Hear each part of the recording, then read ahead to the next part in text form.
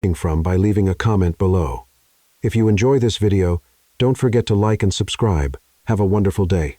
Enjoy the story, everyone. Liam Brooks was walking quickly toward his car when, as he turned the corner, something made him stop. On the bench of an almost empty bus stop, the young woman was curled up sleeping. The light coat she wore wasn't enough to protect her from the cold night wind, and her hands were slightly trembling over a stack of crumpled resumes. Liam stopped in front of her, not really sure why. He could have just kept walking, gotten in his car, gone back to his penthouse where no one ever bothered him. But something about her made him pause, a strange sense of familiarity. Her features, even pale and hidden under messy hair, stirred an old memory, a place, an image, a feeling. For a moment, he just stood there watching.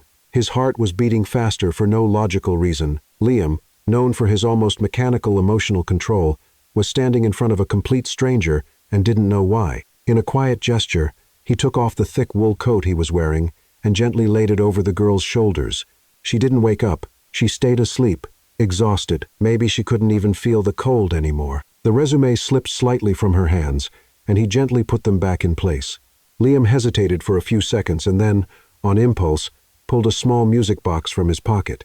It was old, made of dark wood with carvings that had faded over time. He had carried it for years without really knowing why. A childhood keepsake from a time when he still believed in things that life had erased. Without knowing exactly why, he placed it next to her on the bench. He stepped back and looked at her for a few more seconds. Then he turned, walked to the car, and got in. The driver greeted him, but Liam didn't respond. He just looked in the rearview mirror, trying to see the bench in the distance until it disappeared from view. During the ride, he kept his eyes fixed on the darkness outside the window. He couldn't understand what he had just done. The gesture made no sense at all. He wasn't impulsive.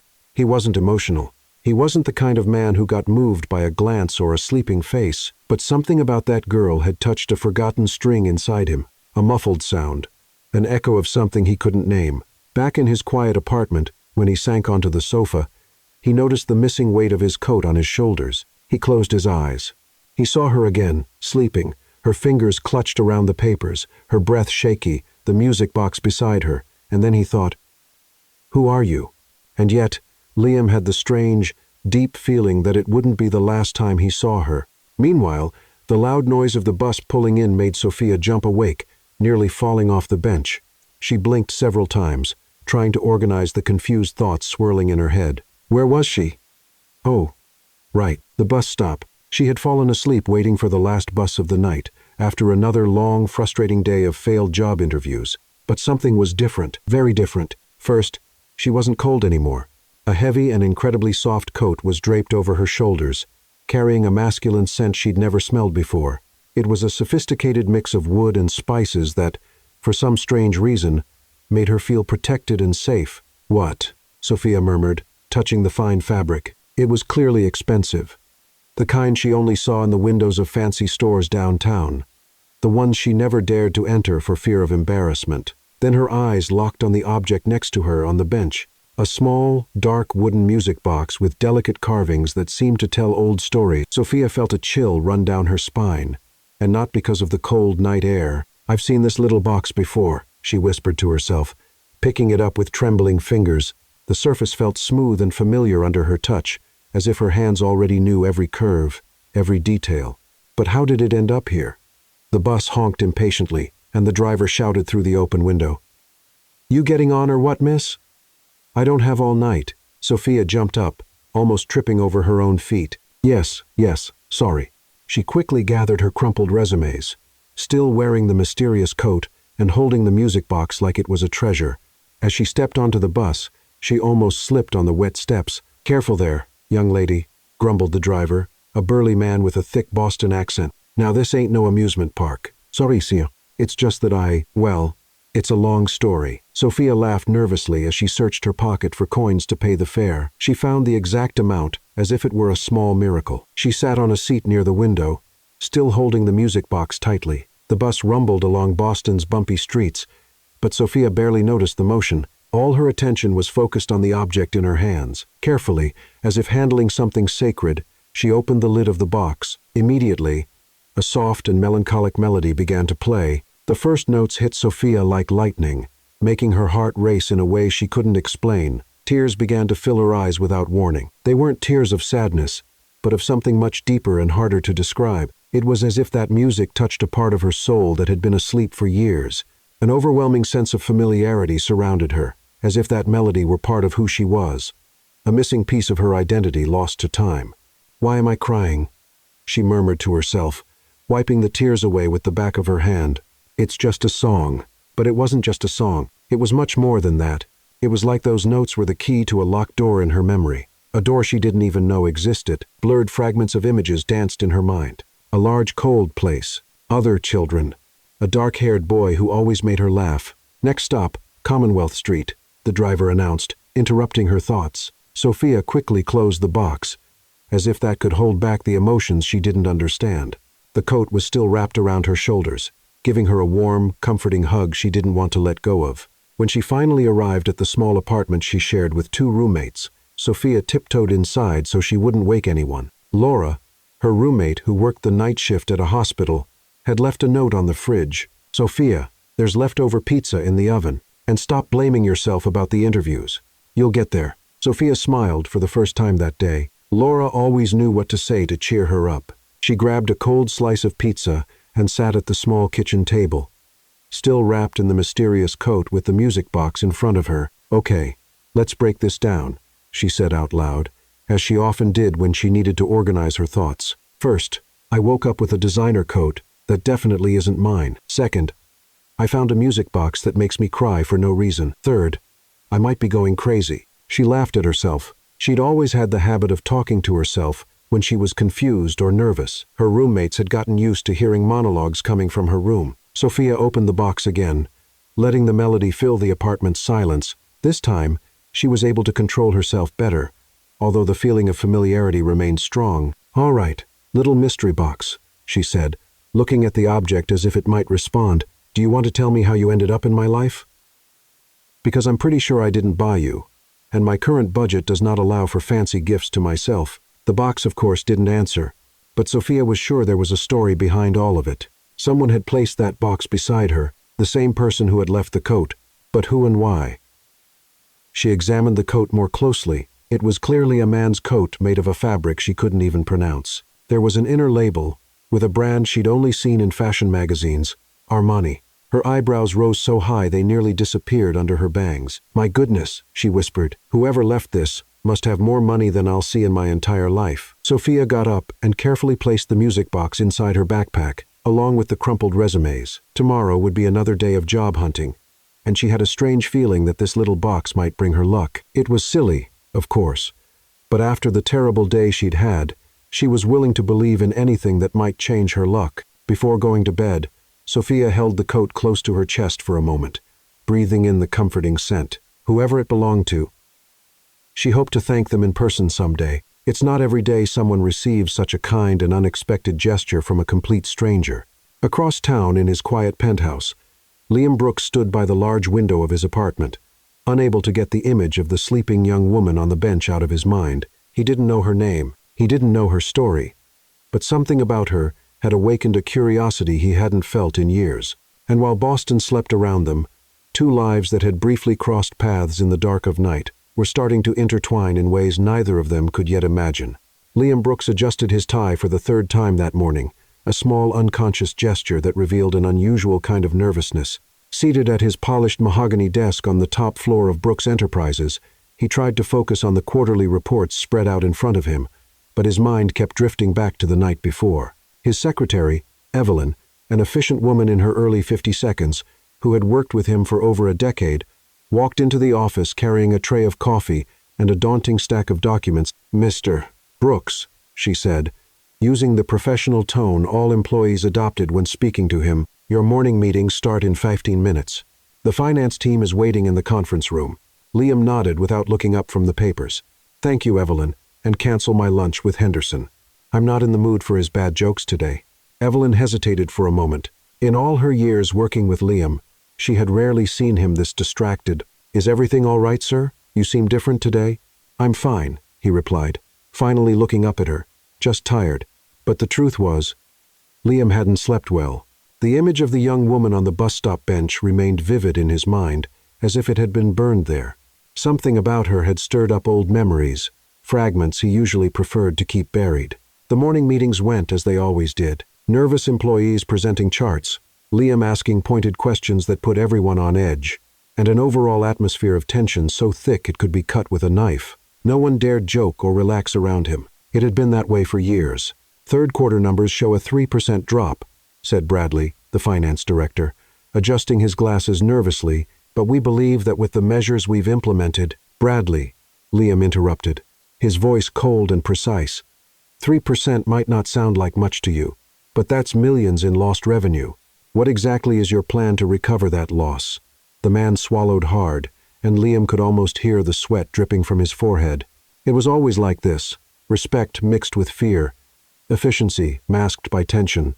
After 2 hours of meetings that felt endless, Liam decided to head down to the ground floor to check some reports from the HR department himself. It wasn't something he normally did. He preferred having the information brought to him.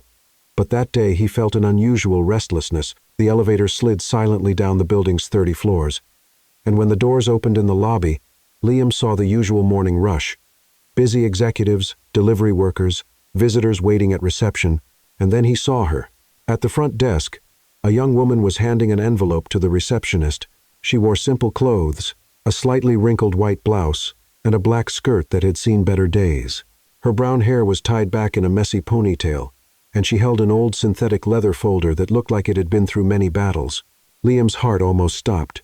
It was her, the girl from the bench, even dressed differently, standing straighter and with more determination. He recognized her instantly. The delicate features, the way she bit her lower lip when nervous, the way her fingers tapped lightly on the strap of her folder. Liam took a step toward the front desk but froze when he saw her turn to leave. She walked past him less than 2 meters away, but she didn't look at him. She was too focused on her own concerns to notice the man in the expensive suit, watching her with quiet intensity.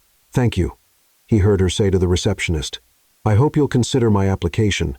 And then she was gone, disappearing through the building's revolving door as if she'd never been there. Liam stood in the middle of the lobby for a few seconds, ignoring the polite greetings from employees walking past him. His mind was still processing what he had just seen. She was looking for a job. She had just handed in a resume at his company. The rest of the day passed in a haze of distraction. Liam sat through more meetings, signed documents, made decisions that would impact thousands of employees, but his mind was elsewhere. He found himself staring out the window more than usual, almost as if he hoped to catch sight of her again on the busy streets of Boston. The next day, an uncontrollable curiosity made him pick up the phone to call Evelyn. "I want to see yesterday's new hires report," he said, trying to sound casual. "All of the new hires, sir?" Evelyn looked surprised. Liam rarely showed interest in entry-level hiring details. "Yes, all of them." When the report landed on his desk, Liam reviewed it line by line until he found what he was looking for. Among the new employees for the night shift, a cleaner had been hired to work on the executive floors, Sophia Hayes. Sophia. Now he knew her name. That evening, Liam did something completely out of the ordinary. Instead of going straight home after work, he stayed in the building. He told Evelyn he'd be working late, but in truth, he was waiting. Around 9, when most of the daytime staff had already left, Liam went down to the 25th floor. The hallways were quiet, lit only by emergency lights and the occasional glow from an office where someone had forgotten to turn off the lights. He walked the halls trying to appear casual, as if he were just checking on things. That's when he heard voices coming from the security post. "The new cleaner seems nice," said one of the guards. Robert, a big man who had worked the night shift for over 15 years. "Sophia, right? She said she started yesterday." "Yeah." The other guard, Jimmy, replied, "I saw her with the cleaning cart on the 23rd floor. She looks like a hard worker." Liam felt his heart speed up. She was there in the building at that very moment. Without thinking much about what he was doing, he headed for the elevator and went down 1 floor. The elevator doors opened with a soft chime, and Liam stepped out onto the 24th floor. The lighting was dimmer there, casting long shadows along the walls. He followed the faint sound of wheels squeaking on the marble floor, and then he saw her. Sophia was pushing a cleaning cart down the hallway, her hair tied up in a practical bun, wearing a simple blue company uniform. She was focused on her task, wiping door handles with smooth, efficient motions. When she looked up and saw him at the end of the hallway, their eyes met for a moment that felt like it lasted forever. They just looked at each other. Sophia tilted her head slightly, as if trying to remember where she might have seen that man before, but nothing came to mind. To her, Liam was just another executive working late. "Good evening," she said politely, before turning her attention back to the cleaning cart. "Good evening," Liam replied, his voice sounding rougher than usual. Sophia went back to work and Liam stood there for a few more seconds before returning to the elevator. When the doors closed, he leaned against the wall and shut his eyes. She hadn't recognized him. To Sophia, he was a complete stranger. But to Liam, she was the missing piece of a puzzle he hadn't even realized he was trying to solve. And now, for the first time in years, Liam Brooks had something to look forward to beyond reports and meetings. He had a mystery to unravel, a connection to explore. He had Sophia. On her third night working at Brooks Enterprises, Sophia was starting to get used to the routine. She had learned where the cleaning supplies were kept, figured out which elevator was fastest to the upper floors, and even discovered that the 12th floor bathroom had the best toilet paper in the entire building. "Okay, Sophia," she murmured to herself as she pushed the cleaning cart down the 27th floor hallway. Third night and still not fired. That has to be some kind of personal record. The building was practically empty at that hour. Only a few lights remained on in offices where some workaholics were still working late. Sophia liked the silence. It was relaxing after full days of job hunting and hearing more no's than a parent trying to get a 2-year-old to eat broccoli. She had just finished cleaning 3 offices in a row when she reached the end of the hallway. There, a door was slightly open, and she could hear a deep voice talking on the phone. Sophia hesitated for a moment. Should she clean that office now or wait for the person to finish the call? Decisions, she whispered to herself, looking at the cart full of cleaning products. If I wait, I'll have to come back later. If I go in now, I might interrupt an important conversation. But if the person wanted complete privacy, they wouldn't have left the door open, right? Sophia decided she'd be quick and quiet. She took only the bucket with soap water and a cloth, leaving the rest of the cart in the hallway. That way, she'd make less noise. She walked up to the slightly open door, trying to peek in without being noticed. Through the gap, she could see a man with his back turned, speaking on the phone with a firm, commanding voice. He wore a suit that looked like it cost more than her apartment rent. "The numbers from last quarter are unacceptable," the man said. "I want a meeting with all departments on Monday, and this time I want solutions, not excuses." Sophia swallowed hard. He was clearly someone important. Maybe it was better to come back later. She started to back away, and that's when disaster struck. As she stepped back, Sophia bumped the door with her shoulder.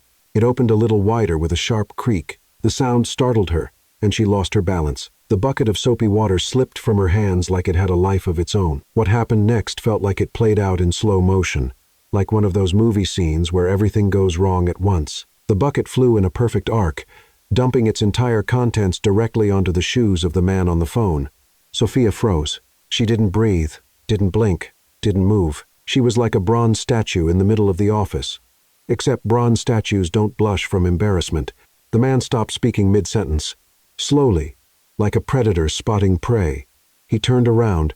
It was Liam Brooks, the CEO, the most feared man in the entire building, and she had just soaked him with dirty soap water. Why?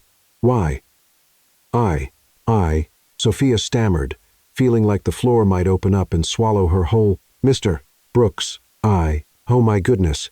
Liam looked down at his Italian leather shoes, now drenched in cloudy water. Then he looked up at Sophia, who seemed to be on the verge of a nervous breakdown right there. "Let me call you back," he said into the phone, keeping his eyes on Sophia. Something unexpected just came up.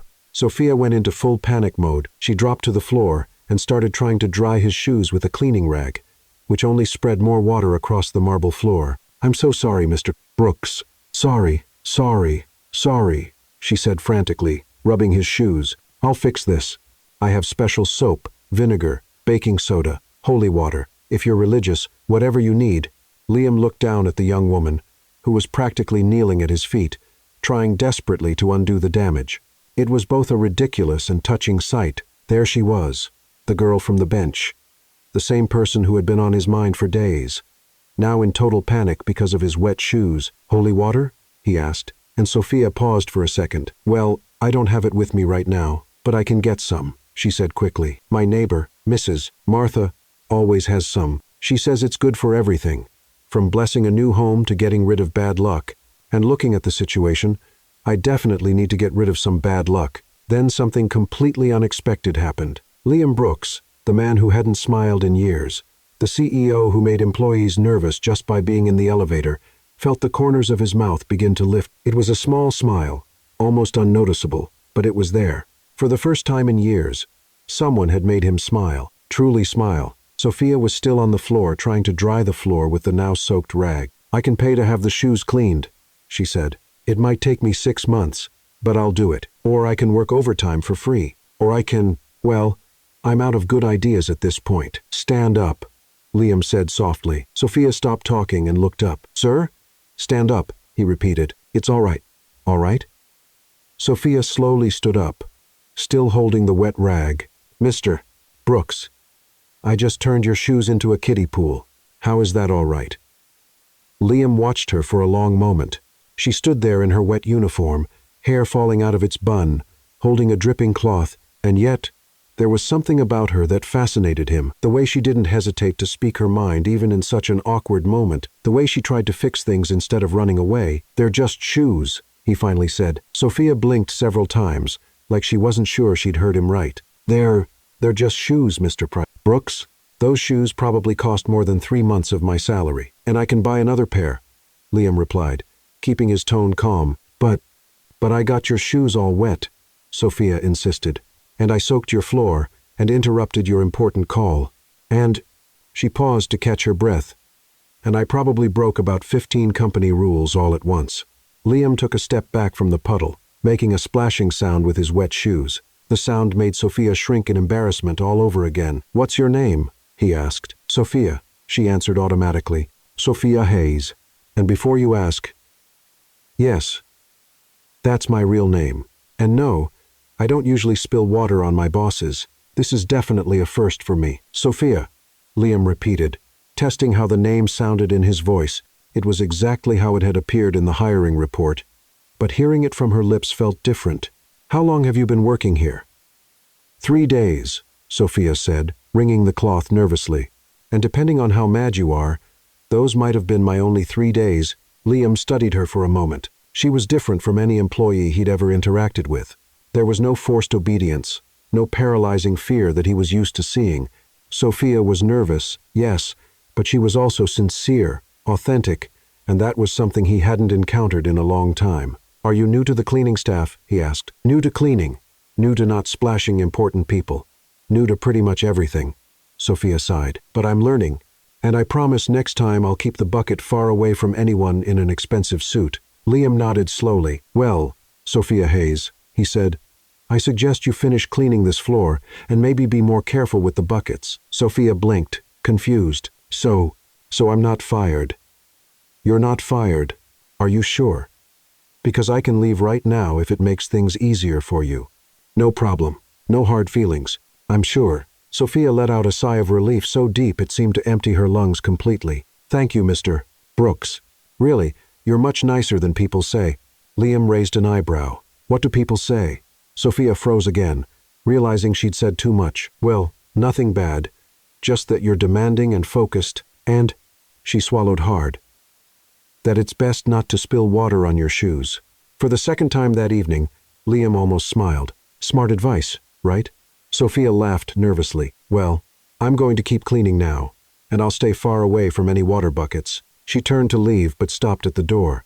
"Mr. Brooks, thanks for not firing me and sorry about the shoes." "Really?"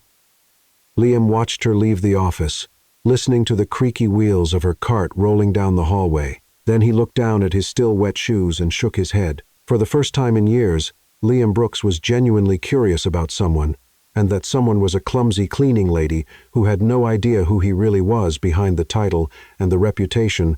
It was refreshing. It was unexpected. And it was exactly what he didn't know he had been looking for. 2 weeks had passed since the wet shoe incident, and Sophia had developed a near-scientific method to avoid similar disasters. She had mentally named it Safe Bucket Operation. Always hold it with both hands, check for obstacles within a 6-foot radius, and never, ever walk backwards while carrying liquids. That night, Sophia had finished cleaning all the offices on the 22nd floor earlier than usual. The building was unusually quiet, with only the faint hum of the air conditioner and the occasional echo of her own footsteps across the marble floors. "Well, Sophia," she said to herself as she packed up the cleaning supplies on her cart, You survived another night without soaking an executive. That definitely deserves a little celebration. She decided to take a break in the staff break room, a modest space on the 21st floor that most executives didn't even know existed. The room had a few small tables, a coffee machine that worked when it felt like it, and in the corner, almost forgotten by everyone, an old upright piano. Sophia had always noticed the instrument during her breaks, but she'd never gotten close to it. That night, however, something drew her in. Maybe it was the absolute silence in the building, or maybe it was the melody from the music box still echoing in her mind since that mysterious night on the bench. "I'm just going to take a quick look," she murmured, walking toward the piano as if approaching a wild animal that might run away at any moment. The instrument was clearly old, with wood darkened by time and a few slightly yellowed keys. There was a small metal plate on the top, donated by the Morrison family. 1,987. Sophia wondered how many people had played it over the years, how many melodies those keys had produced. She looked around to make sure she was alone, then sat on the padded bench. The keys felt cold under her fingers as she gently tested them. The sound was a bit out of tune, but still melodic. "All right, little forgotten piano," she said fondly. "Let's see if you still remember how to work." Sophia closed her eyes and let her fingers find the keys. She didn't know why, but the melody from the music box came to her naturally, as if her hands knew exactly where each note belonged. It was strange because she didn't remember ever learning that specific song, but her fingers moved with a confidence that surprised her. The melody flowed smoothly, filling the silence of the room with a sweet melancholy. Sophia got lost in the music, feeling an unexplained connection to each note. It was as if that song was somehow a part of her, like a memory stored deep within her soul. As she played, Sophia didn't realize she was no longer alone. Liam had come down from his office to check some reports in the HR department when he heard the music echoing down the hallway. He stopped instantly, recognizing the melody he knew so well. It was the exact same tune from the box he had left with her that night, note by note, every nuance. How was this possible? Liam quietly approached the break room, stopping at the slightly open door. Through the gap, he could see Sophia sitting at the piano, completely absorbed in the music. Her fingers moved across the keys with a natural grace that fascinated him. She wasn't reading sheet music, wasn't following any guide. She was playing from memory, or rather as if the music was part of her. When Sophia finished the melody, she let her hands rest on the keys for a moment, as if she didn't want to break the spell. That's when she heard a voice behind her. "You play that song. Why?" Sophia turned quickly, almost falling off the piano bench. Standing in the doorway was a man she vaguely recognized from the hallways, but had never seen up close. He was tall, well-dressed, with dark hair and eyes that seemed to carry some kind of invisible weight. "Sorry," Sophia said automatically, getting up from the bench like she'd been caught doing something wrong. "I didn't know anyone was here. I was playing obviously, but I didn't know someone was listening, and if it's against the rules to use the piano, I can stop right away."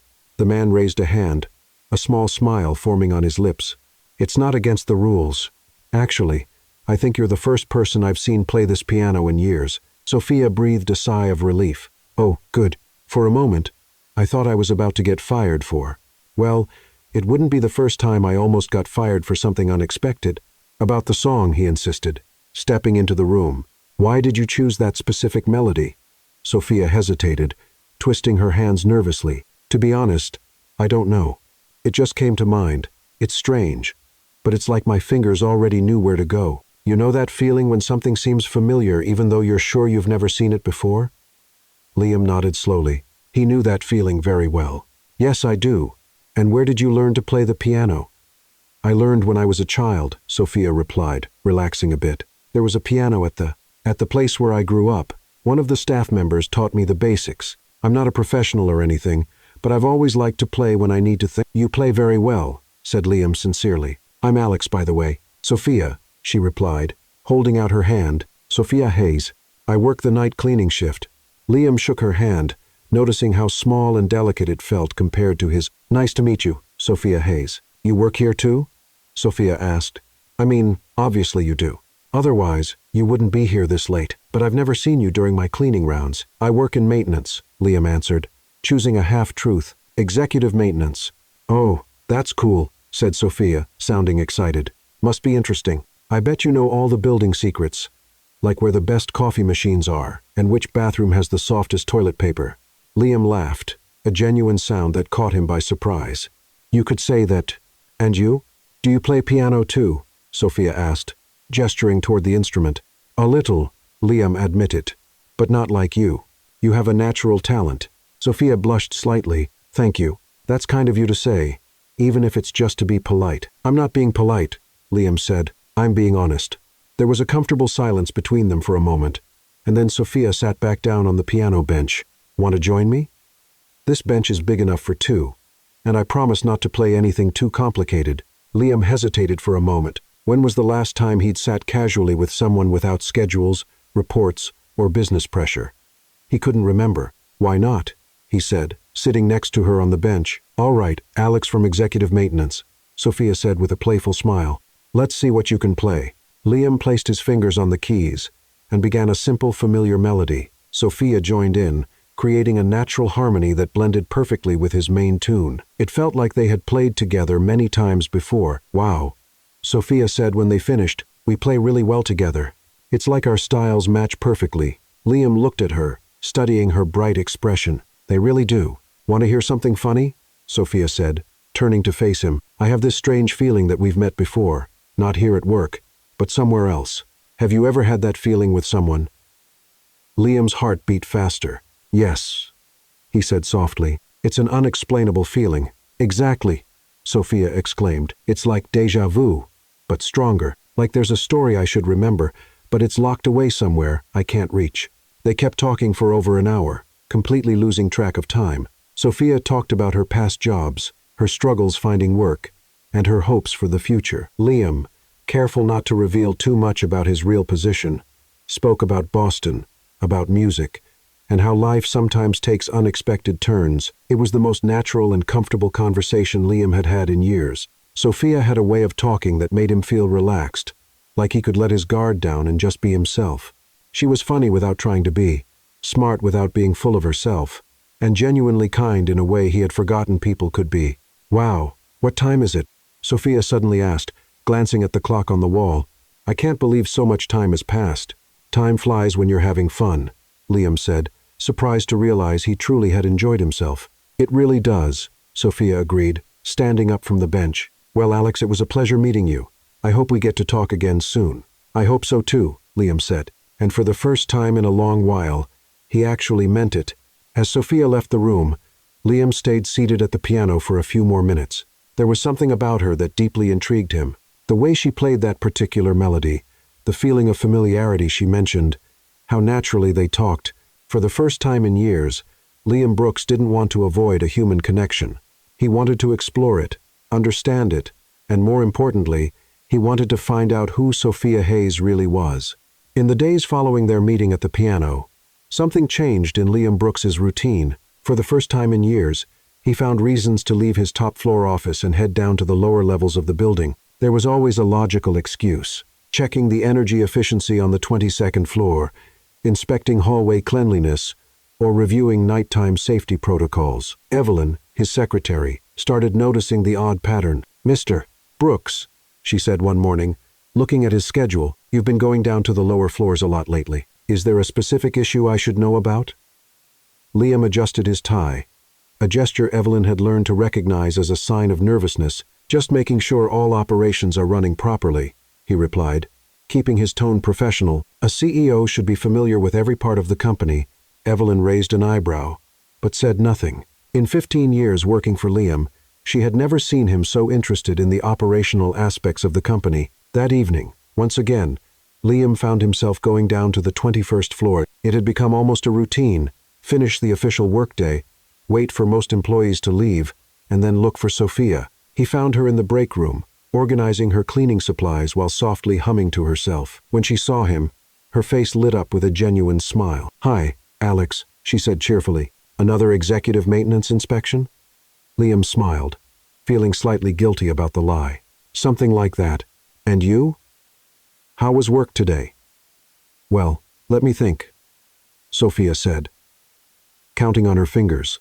I managed to clean 3 entire floors without knocking anything over. No one slipped on the freshly mopped floor, and I didn't spill anything on an important executive. I'd say it was a productive day. Still worried about the shoe incident? Liam asked, amused, worried. Sophia laughed. Alex, I have nightmares where I'm chasing Mr. Brooks through the hallways with buckets of water. I bet he still tells that story to other executives at board meetings. If she only knew, Liam thought. I'm sure he's completely forgotten about it. You think so? Sophia looked relieved. I hope so. I don't want to be known as the cleaner who splashes important people. That's not exactly the kind of reputation I'm aiming for. They walked together through the hallways as Sophia wrapped up her tasks. Liam had discovered he liked listening to her talk. She had a lively way of telling stories, turning even the most ordinary events into amusing tales. You mentioned the other day that you grew up somewhere with a piano, Liam said casually. What was that place like? Sophia hesitated for a moment, and Liam noticed a shadow cross her eyes. It was an orphanage, she finally said. I lived there from the age of 6 until I turned 18. I'm sorry. Liam said gently. That must have been hard. It had its moments, Sophia admitted, trying to keep the tone light, but there were good things, too. Mrs. Patterson, who ran the music room, taught me to play the piano. She used to say music was like a secret language that could comfort the soul. Liam felt something stir in his chest, a faint and distant memory. Did you have friends there? A few, Sophia said, a nostalgic smile forming on her face. There was a boy. We were inseparable. He had this way of making me laugh even on the hardest days. We spent hours listening to music together. What happened to him? He was adopted when we were about 8, Sophia said, her voice growing quieter. I was happy for him, of course. Everyone deserves a family, but I missed him a lot. Liam stopped walking, an odd feeling washing over him. There was something familiar in her story, something that stirred memories he had long buried. What was his name? He asked, trying to keep his voice casual. Ben? Sophia replied, Benjamin, actually, but everyone called him Ben. He had dark hair and eyes that always looked like they were hiding secrets. He used to say that one day he'd come back to find me. Liam's heart nearly stopped. Benjamin. Memories flooded his mind like puzzle pieces suddenly fitting together. An orphanage, a brown-haired girl, hours spent listening to music, a promise made by an 8-year-old child. Sophia, he said. His voice, what was the name of the orphanage? St. Catherine's Home, she answered, looking at him curiously. Why do you ask? You look pale. Liam tried to process what he was hearing. Could it be? After all these years? Was it really possible? Alex, Sophia gently touched his arm. Are you okay? Before Liam could reply, Sophia kept talking, lost in her own memories. You know, it's funny. Since we met, I've been having the strangest dreams, bits of memories that feel real, but I can't quite place them. And that song I played on the piano, it's like it's part of a story I'm supposed to remember.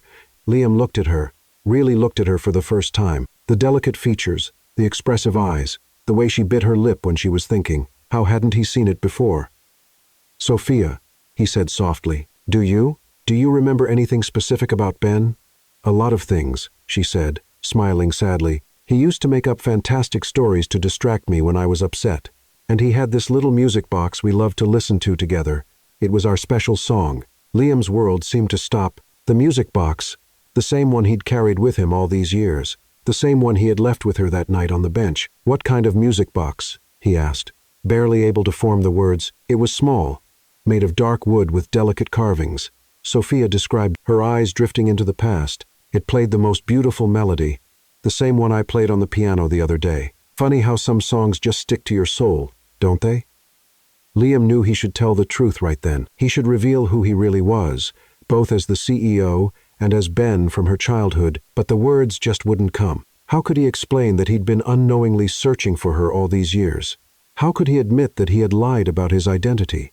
Alex, Sophia called again, worried by his silence. Instead of speaking, Liam did something impulsive, something that surprised him just as much as it surprised her. He stepped closer, his eyes locked on hers. Sophia didn't step back. In fact, she seemed to lean in slightly, as if some invisible force was pulling them together. Time seemed to slow down when their lips met. The kiss started gently, almost hesitantly, but quickly turned into something deeper and more intense. It was like all the lost memories, all the years apart, all the unspoken longing were being poured into that one moment. When they finally pulled apart, both were breathing heavily. Sophia looked at him with a mix of surprise and recognition that left her confused. She began, touching her lips. Why do I feel like this has happened before? Liam cupped her face in his hands, studying every detail as if he were trying to memorize it. Maybe because it already did, he said softly. In another life, in another time. Sophia let out a quiet laugh, but her eyes were shining. Do you believe in things like that? Destiny? Soulmates? I didn't, Liam admitted. Until now. They stood there, lost in each other's eyes, both feeling that something important had shifted between them. Neither of them knew yet that it wasn't just the present connecting them, but a shared past that was finally beginning to come out of the shadows. What Sophia didn't know was that the man she had just kissed was both the CEO she feared and the Ben keeper she had never forgotten. And what Liam didn't know was that he had finally found the person his soul had been searching for all his life. A week had passed since the kiss, and Sophia felt like she was floating through the halls of Brooks Enterprises. She and Alex had met every night since, talking for hours in the break room or walking down the empty corridors while she finished her work. It felt like they had rediscovered a long-lost friendship, but with a new and exciting closeness.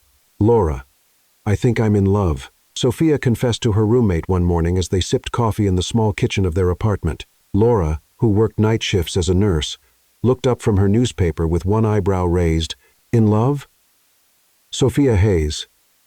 You've always said you didn't have time for romance. I know, Sophia said, spinning in her chair like a teenager. But he's different, Laura. It's like we've known each other for years. We talk about everything, laugh about everything.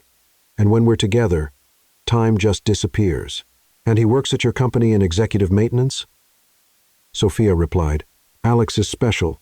He really listens to me, you know, not just pretends while thinking about something else.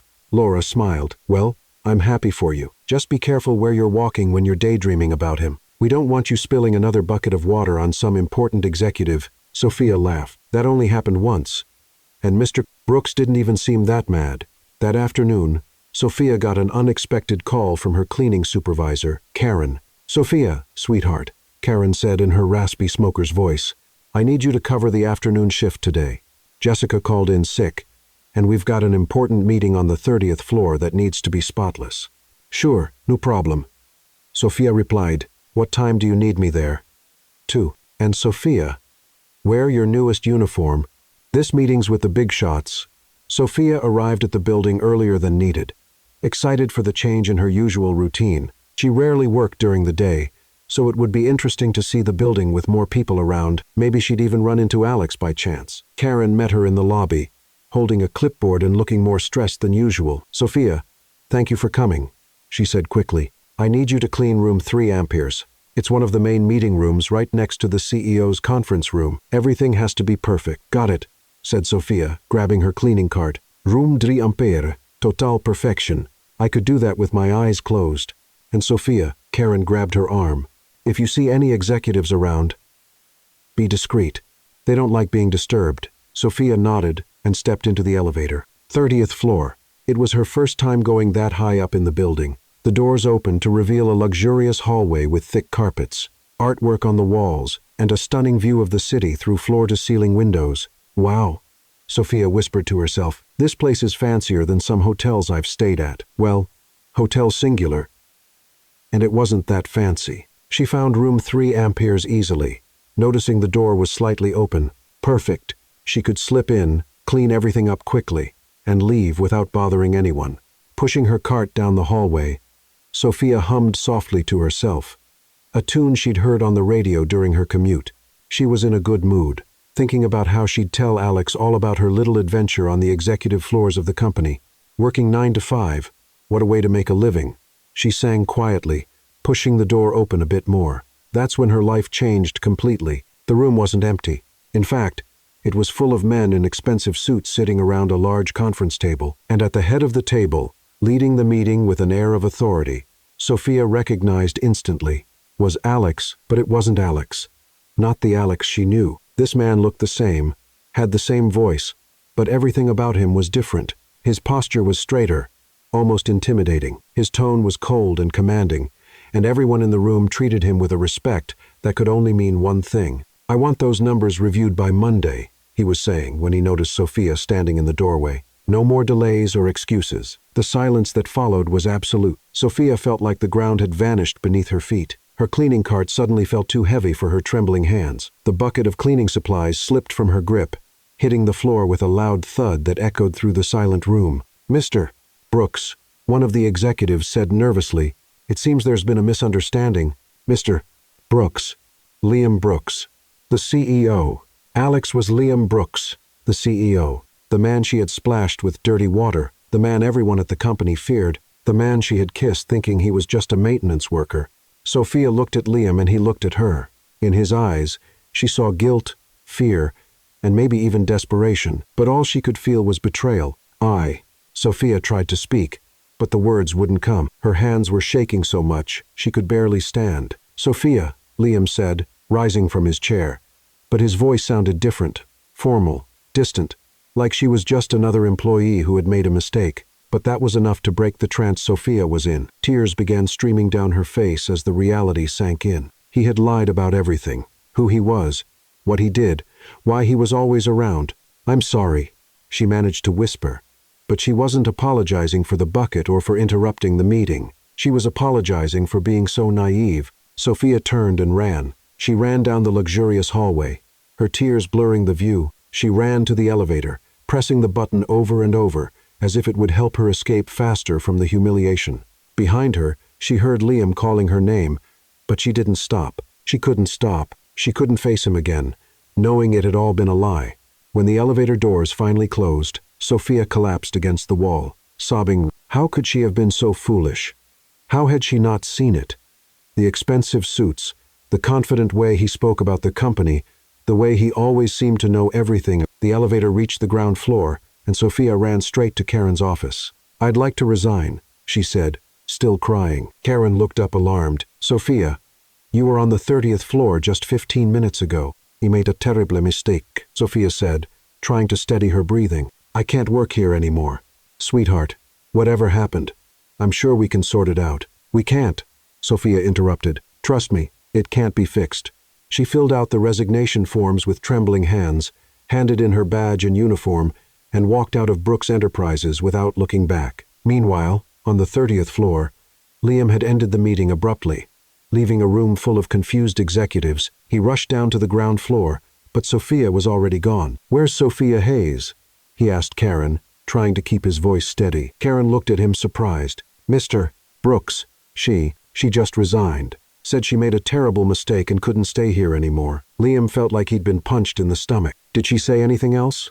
"No, sir. She just grabbed her things and left." Liam went up to his office in silence, finally feeling the full weight of his lies. He had found Sophia, the girl he had unknowingly been searching for his whole life, and had lost her because of his own cowardice. For the first time in years, Liam Brooks felt real fear, not fear of losing money or business, but fear of losing the only person who had managed to see beyond the cold exterior he had built. And now she was gone, taking with her the first real chance at happiness he'd had in decades.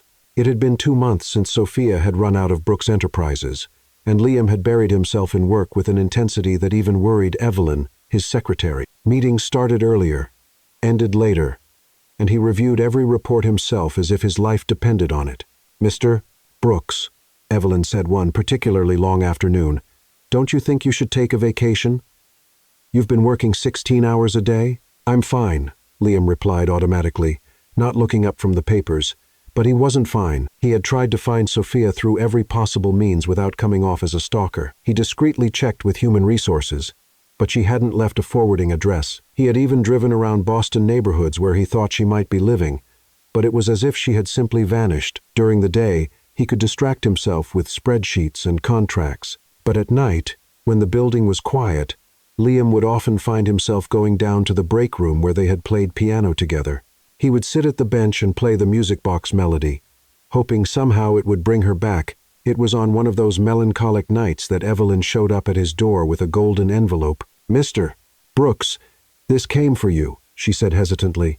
"It's an invitation to the annual benefit event for the Arts for Boston Foundation. I usually decline these kinds of things." "But decline it," Liam said without looking. "Sir, with all due respect, you need to get out of this office, and it's for a good cause. The foundation raises money for music programs in orphanages." Liam looked up. Orphanages. Sophia had grown up in an orphanage. It was a weak connection, but where's the event? "At the Harrison Gallery in the Historic District," Evelyn replied, clearly surprised. "Live music, Dinner, silent auction. Confirm my attendance. That Saturday night, Liam reluctantly found himself driving downtown. The Harrison Gallery was small and charming, very different from the large corporate events he was used to. Around 50 people mingled through the intimate space, sipping wine and admiring local artwork on the walls. Liam greeted a few familiar faces, made a generous donation to the silent auction, and was just about to leave when he heard the sound of a piano coming from the center of the gallery. His first reaction was nostalgia. For the past 2 months, any piano music reminded him of Sophia, but there was something familiar about this particular melody, very familiar. Liam walked toward the small crowd that had gathered around the piano. Through the people, he caught sight of a young woman sitting at the instrument, her fingers gliding over the keys with natural grace. She wore a simple navy blue dress, and her hair was down, falling in soft waves over her shoulders. Then she turned her head slightly, and Liam's world came to a stop. It was Sophia. She was playing the melody from the music box, exactly as she had that night in the break room. Every note was perfect, every nuance just as he remembered. Liam couldn't move. He couldn't breathe. He just stood there watching the woman who had occupied his thoughts for 2 whole months. Sophia finished the piece, and the small audience applauded warmly. That's when she looked up and saw him. The smile on her face disappeared instantly. For a moment, they simply stared at each other through the small crowd, the weight of 2 months of silence hanging between them. Liam watched as Sophia stood up from the piano bench and walked toward the quieter side of the gallery. He followed her, his heart pounding harder with every step. "Sophia," he said when he finally got close enough to speak without being overheard. "Liam," she replied, and the name sounded formal in her voice. "What a surprise to see you here." "I could say the same," he said. Are you playing professionally now?" Sophia laughed, but there was no humor in it. "Hardly. I'm a piano teacher for underprivileged kids at the community center. When the gallery found out, they invited me to play at tonight's event. Apparently, live music brings in more donors." "Piano teacher," Liam repeated. That's wonderful, Sophia. It's honest," she said, and the word carried a weight he understood right away. Liam felt like he'd been slapped. "Sophia, I know I have a lot to apologize for. You lied," she said simply, "about everything. Who you were, what you did, why you were always around. I know. You made me feel like a fool." "I know," Liam repeated, his voice rough. "And I'm sorry, more than you can imagine." Sophia studied him for a long moment. "Why didn't you tell me the truth?" Liam ran a hand through his hair, a nervous habit Evelyn would have recognized instantly. Because for the first time in my life, someone was looking at me as just Alex, not Liam Brooks, the CEO, not someone with power or money. You saw me as me, but you weren't just Alex," Sophia said. "You were Liam Brooks pretending to be Alex. That's different." "You're right," Liam admitted. "I was scared." "Scared of what?" "Scared that if you knew who I really was, you'd change toward me, that you'd treat me like everyone else does, with fear, forced respect, or interest in what I could offer you." He paused, searching for the right words. "I've never had someone see me as just a regular person. I've never had someone laugh at my jokes, tell me their stories, kiss me just because they wanted to, not because I was important." Sophia stayed silent, taking in his words. "Sophia," Liam went on, "I know I have no right to ask for anything, but would you give me a chance to be honest now? Completely honest." For the first time since they'd met, Sophia smiled. It was a small, cautious smile, but it was there. "I don't know if I'm ready to forgive you, Liam, but I'm willing to listen."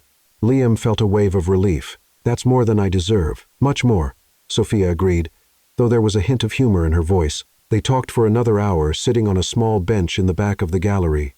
Liam told her about his childhood, how he became a CEO so young, how he had built emotional walls around himself.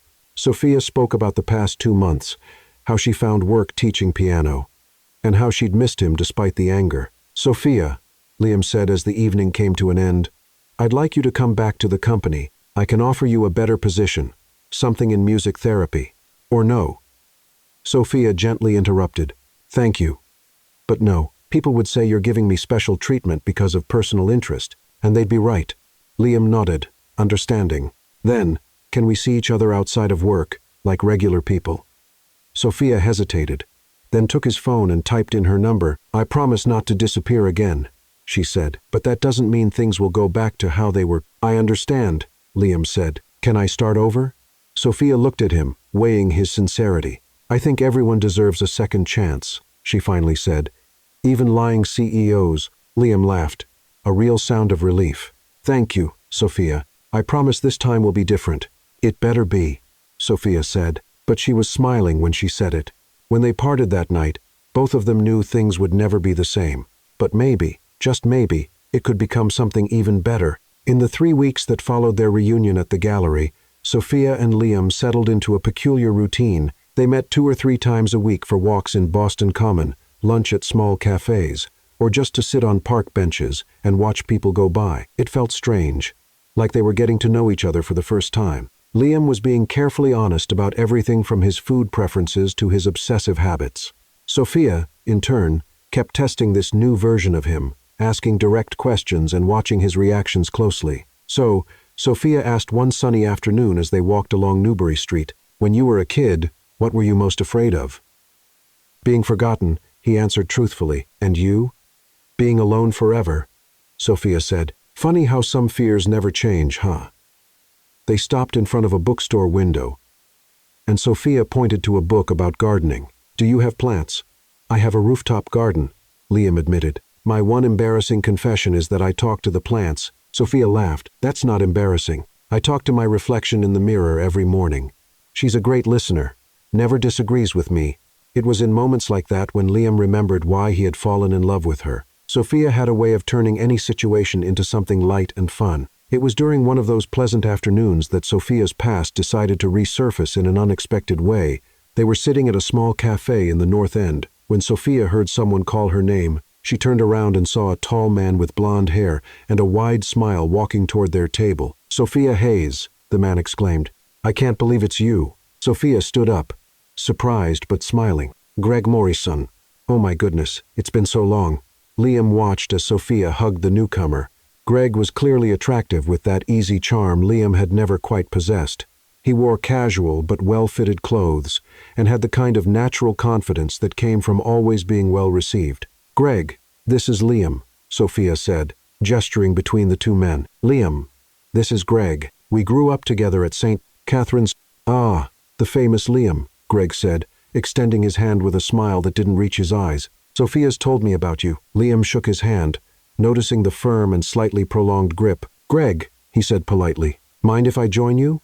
Greg asked, already pulling up a chair before getting an answer. "Sophia, you won't believe the coincidence. I'm running a new music school here in Boston focused on education for underserved communities. When I heard you were teaching piano, I thought of you right away." Sophia perked up. "Really? What kind of school?" "It's called Harmony House," Greg explained, clearly enthusiastic. "We offer free classes for low-income children, music therapy, even a scholarship program for conservatories. It's exactly the kind of thing you always dreamed of doing." Liam saw the genuine interest in Sophia's eyes and felt a sting of something he didn't like to admit. Jealousy. "Sounds like a great program," he said, keeping his tone neutral. "It's fantastic," Greg agreed. "And Sophia would be perfect to lead our piano department. The salary is good, the benefits are excellent, and she'd be making a difference in the lives of hundreds of kids." "Greg, that sounds amazing," Sophia said. "But you don't even know if I'm qualified for something like that." "Sophia, I've known you since you were 6, Greg said, leaning forward. "I know what you can do. Remember when you taught little Susie at the orphanage? She was so traumatized she wouldn't talk to anyone. But after 2 weeks playing music with you, she was singing again." Liam watched the conversation, feeling more and more like an outsider. Greg and Sophia shared a history he could never be part of. They had memories, shared experiences, a foundation built on years of friendship. "How about dinner tomorrow?" Greg suggested. "I can show you the school, introduce you to the rest of the team. I'm sure you're going to love it." Sophia looked at Liam as if asking for permission or advice. "Well, of course," Liam said quickly. "Sounds like a great opportunity." "Great," Greg said. "And Liam, you should come, too. After all, Sophia always tells me how supportive you've been." There was something in Greg's tone that Liam didn't like, but he nodded. "I'd be happy to." The next evening, the 3 of them met at a modest Italian restaurant in the North End. Greg had picked the place, and Liam immediately noticed it was the kind of restaurant Sophia would feel comfortable in. Casual, cozy, without the pressure of the upscale places Liam usually dined at. Dinner started well with Greg telling funny stories about the school and Sophia laughing genuinely. Liam tried to join the conversation but felt out of place.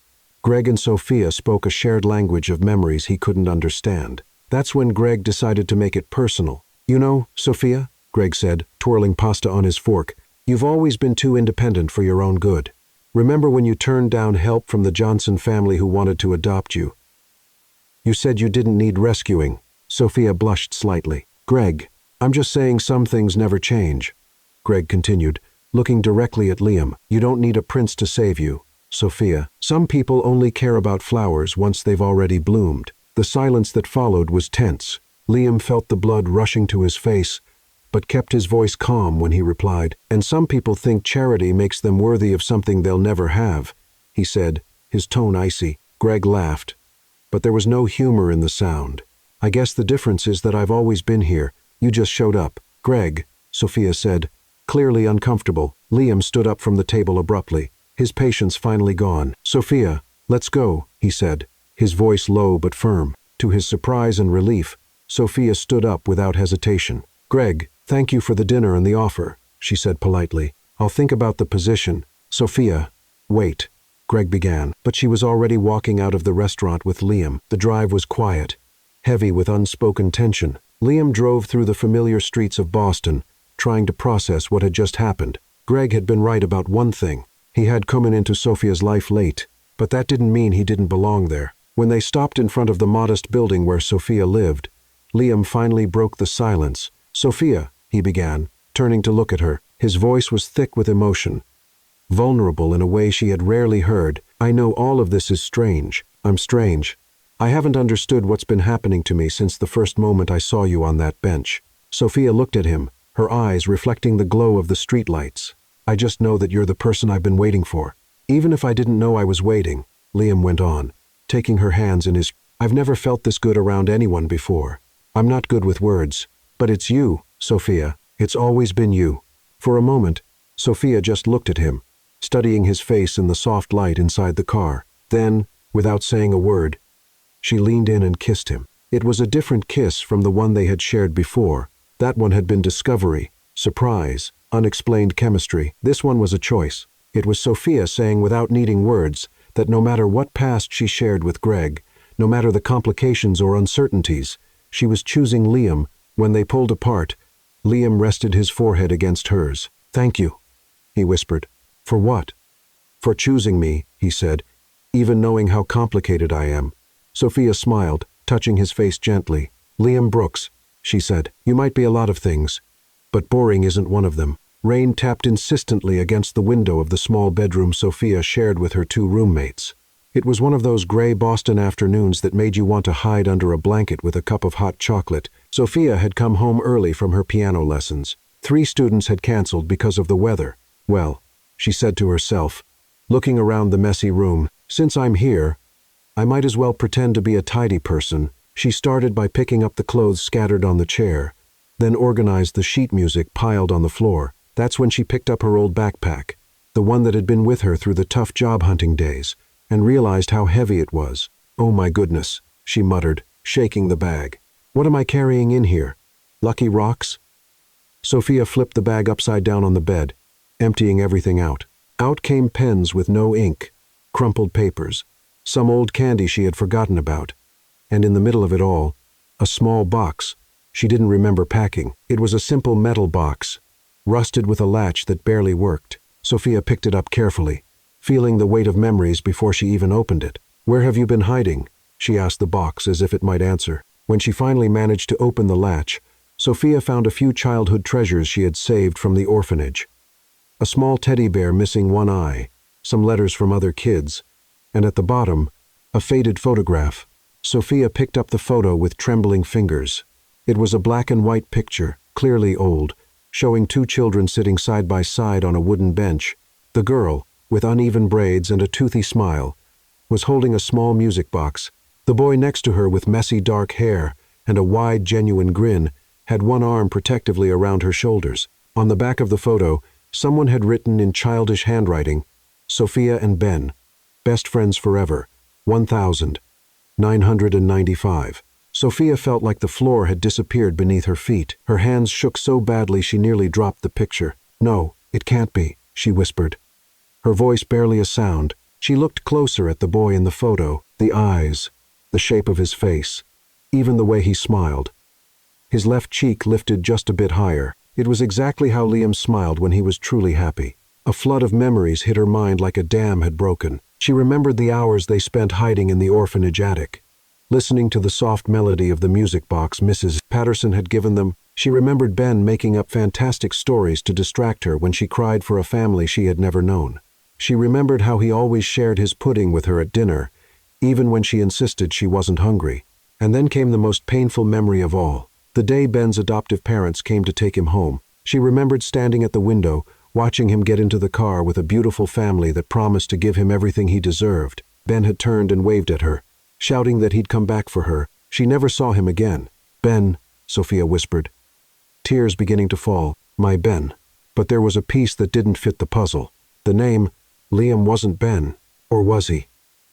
Sophia jumped up from the bed, still holding the photo. She couldn't stay still. She needed answers. She needed to see Liam. She needed to know if her mind wasn't playing tricks on her. Without even thinking to grab an umbrella, Sophia ran out of the apartment. The rain soaked her instantly, but she barely noticed. She ran through Boston's slippery streets, dodging pedestrians and splashing through puddles. "Excuse me." "Sorry," she called out as she rushed past people who looked at her like she was crazy. Romantic emergency. When she reached the Brooks Enterprises building, Sophia was completely soaked and out of breath. The security guard at the front desk looked at her with concern. "Ma'am, are you all right? Do you need help?" "I need to see Liam Brooks," Sophia said between gasps. It's urgent. Mr. Brooks is in a meeting." "Please," Sophia said, holding out the wet photograph. "It's about this. He'll want to see me. He promise." Something in her voice convinced the guard to make the call. After a brief conversation, he directed her to the elevator. "Top floor," he said. "Good luck, ma'am." Sophia rode the elevator up with her heart pounding so loudly she was sure the whole building could hear it. When the doors opened on the top floor, she saw Liam standing in front of the window in his office, looking out over the rainy city below. He looked lost in thought, and there was a sadness in his posture that Sophia recognized instantly. "Liam," she said softly. He turned, surprised to see her there, soaked and shivering, holding something in her hands. "Sophia, what happened? You're soaking wet. Do you remember this?" Sophia asked, holding out the photo with trembling hands. Liam stepped closer and took the picture. Sophia watched his expression shift completely. First surprise, then disbelief, and finally an emotion so pure and deep it brought tears to his eyes. How do you have this photo?" he asked, his voice unsteady. Liam's eyes filled with tears as he looked from the photo to Sophia, then back again. "So, it's you, Sophia." "My Sophia." Sophia nodded, unable to speak. Tears streamed freely down her face. Then, Liam smiled. A smile that lit up his entire face, transforming him into the 8-year-old boy from the photo. You're my Annie." Without a word, they embraced. It was a hug filled with years of longing, of silent searching, of a bond that had never truly been broken. Sophia clung to Liam as if afraid he'd disappear again. "But how is this possible?" Sophia asked, her voice muffled against his chest. "Your name was Ben." Liam held her tighter, breathing in the scent of her hair. "My adoptive parents gave me a new name when they adopted me. Benjamin Brooks became Liam Brooks," he explained, his voice filled with emotion. "But in my heart, I always knew something was missing. I've spent my whole life searching for you, Annie, even without knowing exactly where to look." "So have I," Sophia whispered. "I've always felt like a part of me was lost somewhere." Liam pulled back slightly to look at her face. "The music box. That night on the bench, I didn't know why, but something made me give you that box. It was our box, Annie, the one Mrs. Patterson gave us." Sophia laughed through her tears.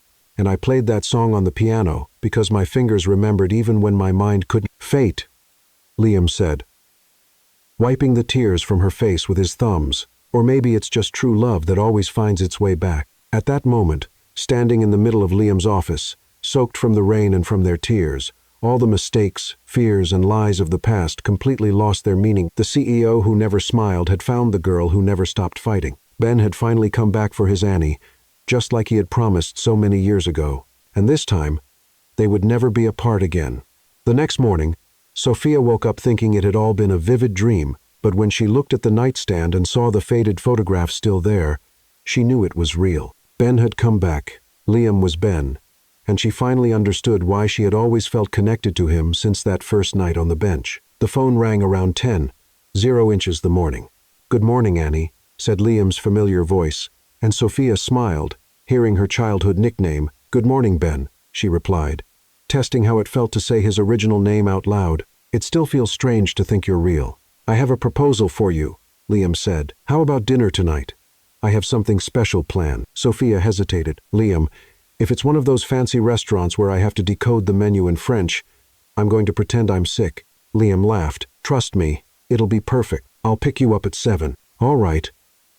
But if I feel out of place, I'm leaving and getting a hot dog on the street."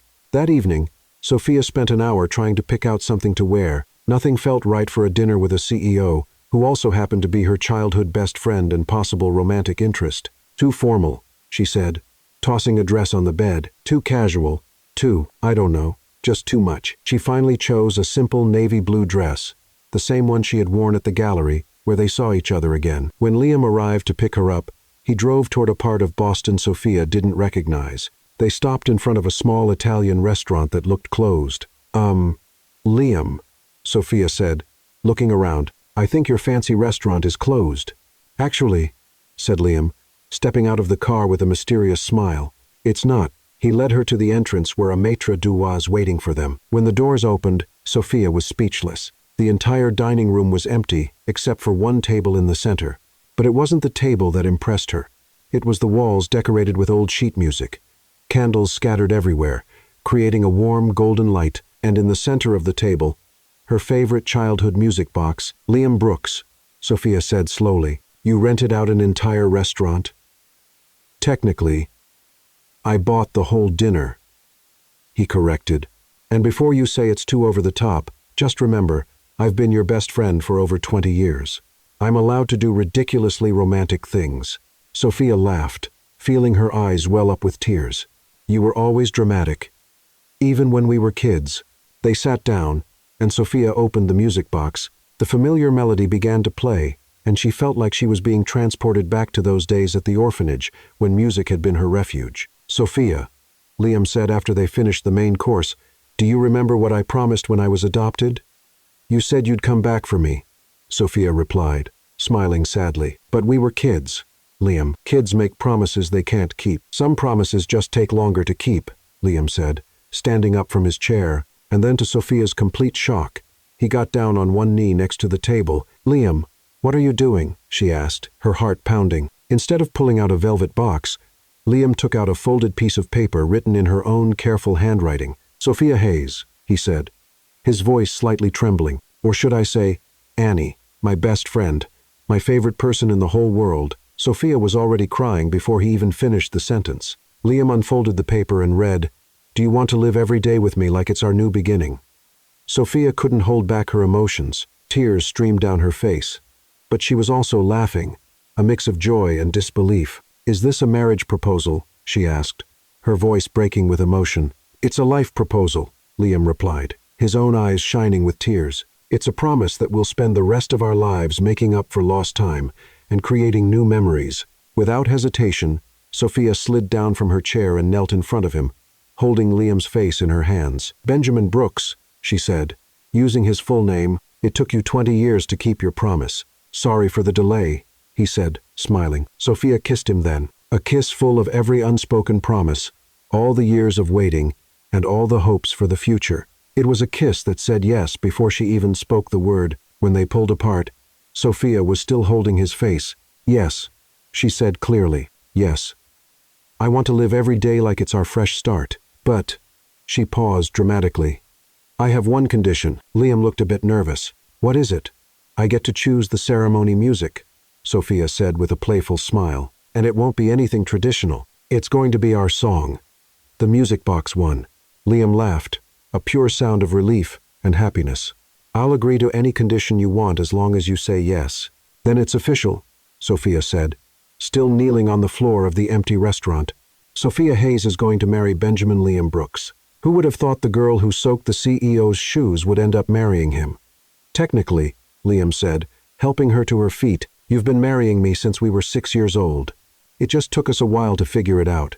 They laughed together like two kids who had finally found each other after a long game of hide and seek. There, surrounded by candles and sheet music with the music box playing its special tune, Sophia and Liam began composing the melody of their future together.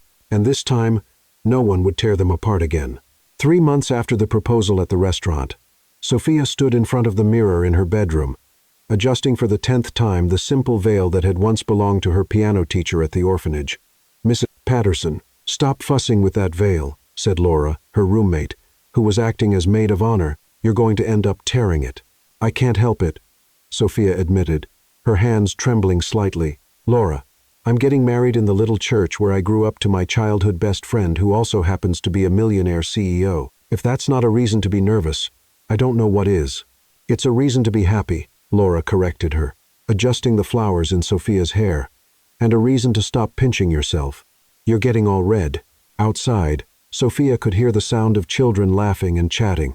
Liam had insisted the wedding take place at St. Catherine's home, the orphanage where they met. The current pastor, Reverend Thompson, had been touched by their story and offered the small chapel for the ceremony.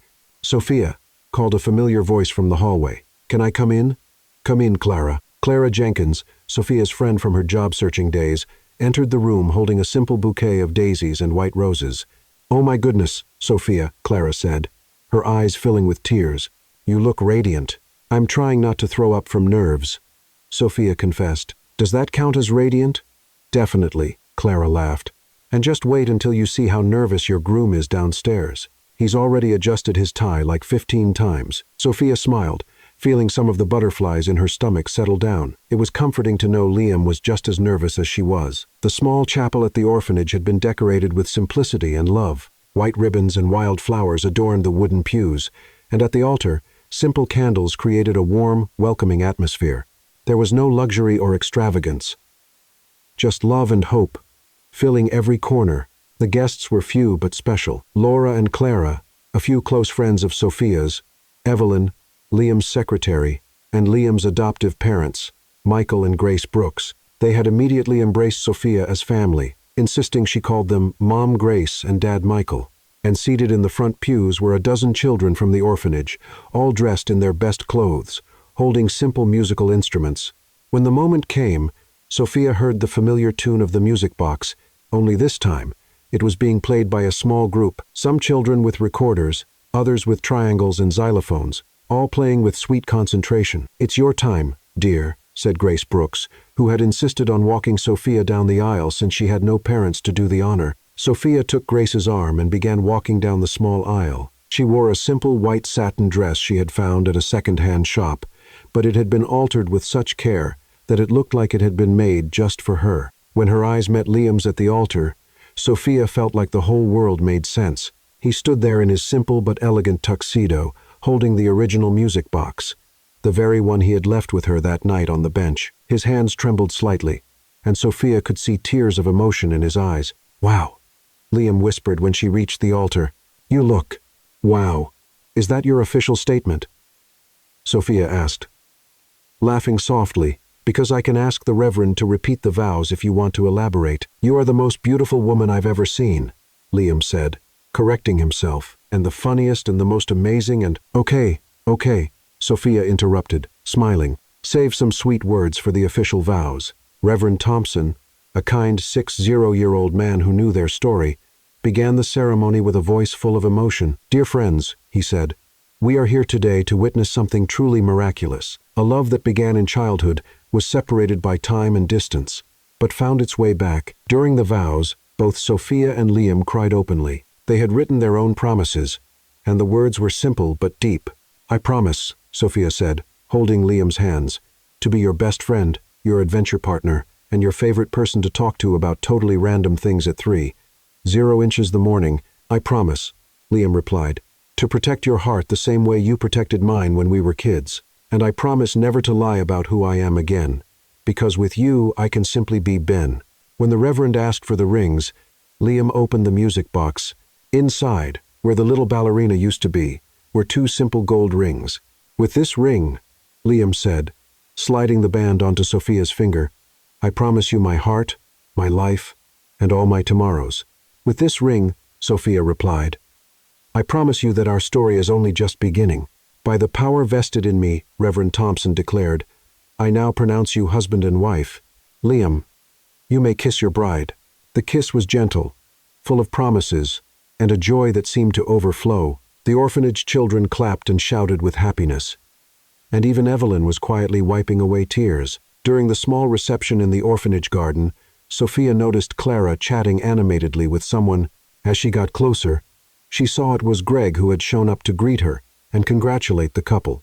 Clara was telling me about her work with special needs children, Greg was saying, clearly interested. It's fascinating. Sophia and Liam exchanged amused glances. The chemistry between Clara and Greg was undeniable. Well, Sophia whispered to Liam, looks like we're not the only ones who believe in new beginnings. Liam smiled, pulling her closer. Life has a funny way of putting the right people in the right place, doesn't it? It really does, Sophia agreed, looking around at the children playing, the friends chatting, and the man who had been her best friend, then her lost love and was now her husband, Mr. and Mrs. Brooks.